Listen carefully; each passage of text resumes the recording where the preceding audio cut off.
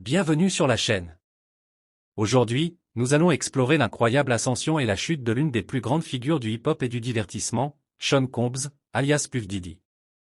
De ses débuts comme producteur ambitieux à son règne en tant que magnate de l'industrie musicale, jusqu'à ses récents déboires judiciaires et sa descente aux enfers. Qu'est-ce qui a poussé l'homme derrière Bad Boy Records à tomber de son trône? Comment Diddy, une icône du rap et du business, s'est retrouvé dans la tourmente légale? Restez jusqu'à la fin pour découvrir tous les détails de cette histoire fascinante, marquée par des succès retentissants et des scandales choquants. Les débuts de Diddy, l'ascension. Sean Combs, né à Harlem en 1969, commence sa carrière dans la musique en tant que stagiaire chez Uptown Records. Très vite, il se démarque par son flair et son énergie, signant des artistes comme Mary J. Blige. Mais en 1993, il se fait renvoyer de la maison de disques. Ce renvoi sera le tournant décisif de sa vie. Peu après, Diddy fonde Bad Boy Records, et en moins de 2 ans, il transforme son label en une véritable machine à succès. Il signe rapidement des artistes légendaires comme The Notorious B.I.G., et le succès de Bad Boy propulse Diddy au sommet de l'industrie musicale. Ses productions dominent les charts et il devient l'un des producteurs les plus influents de la fin des années 90. Mais son succès est aussi marqué par des rivalités, notamment celle avec Death Row Records et Suge Knight, qui mènera à des tensions extrêmes entre la côte Est et la côte Ouest. L'empire Diddy, richesse et expansion. Avec son flair pour les affaires, Diddy ne se limite pas à la musique.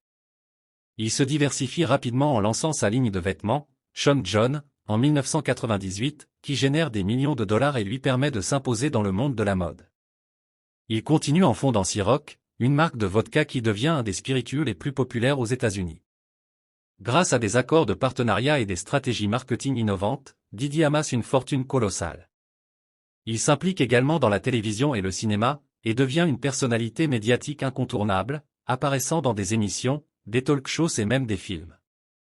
En 2013, Forbes le classe comme l'artiste hip-hop le plus riche du monde, avec une fortune dépassant les 700 millions de dollars. Mais malgré cette richesse et ce succès, des rumeurs commencent à ternir son image publique, querelles internes, manipulation financière et une gestion autoritaire de ses entreprises. Les premiers signes de déclin, scandales et controverses. Diddy n'a jamais échappé aux controverses. Dès le début des années 2000, il est impliqué dans plusieurs incidents juridiques, notamment la fameuse fusillade dans une discothèque de New York en 1999, qui a laissé 3 personnes blessées et menacé sa carrière.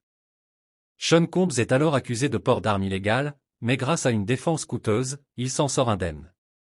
Ce procès, cependant, met en lumière son côté sombre et ses liens avec des activités illicites. En parallèle, des tensions se développent au sein de Bad Boy Records. Plusieurs artistes, tels que Mazeloun, quittent le label en dénonçant des contrats abusifs et une gestion dictatoriale.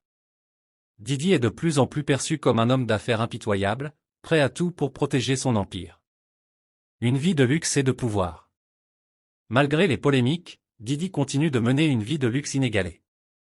Il possède des propriétés somptueuses à Miami et Los Angeles, voyage en jet privé, et organise des fêtes extravagantes réunissant les plus grandes stars du monde.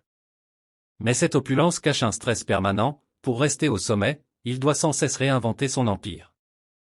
Ses dépenses personnelles, les poursuites judiciaires et la gestion de ses nombreuses entreprises commencent à grignoter sa fortune. Au début des années 2020, sa richesse est estimée à près de 900 millions de dollars, mais le contrôle de son empire devient de plus en plus difficile. Les employés et collaborateurs parlent d'un management toxique et de crises fréquentes en coulisses. Le déclin et la chute. Ces dernières années, les scandales autour de Diddy prennent une nouvelle tournure. Plusieurs plaintes émergent, l'accusant de malversation financière, de manipulation contractuelle et même de violence envers certains de ses associés. Mais c'est en 2024 que le coup de grâce tombe, Diddy est arrêté dans le cadre d'une enquête pour fraude et blanchiment d'argent. Les autorités américaines le placent en détention provisoire, et son empire, autrefois si puissant, s'effondre rapidement. Ses biens sont saisis, ses partenaires se désolidarisent, et son image publique est brisée. L'homme qui se tenait au sommet du monde du divertissement voit son nom traîner dans la boue. Le vrai début de la fin? Puff Diddy est aujourd'hui confronté à une réalité brutale. Celui qui a bâti un empire de plusieurs milliards de dollars doit maintenant lutter pour sa liberté et sa réputation. Est-ce la fin de l'ère Diddy, ou parviendra-t-il à se relever une fois de plus? Seul le temps le dira. En attendant, ce scandale marque un tournant majeur pour l'homme qui a incarné le rêve américain dans l'industrie musicale. Merci d'avoir regardé cette vidéo. Si cette histoire vous a captivé, n'oubliez pas de laisser un like, de commenter et de vous abonner pour plus de récits sur les grandes figures du business et du divertissement. À très bientôt sur la chaîne.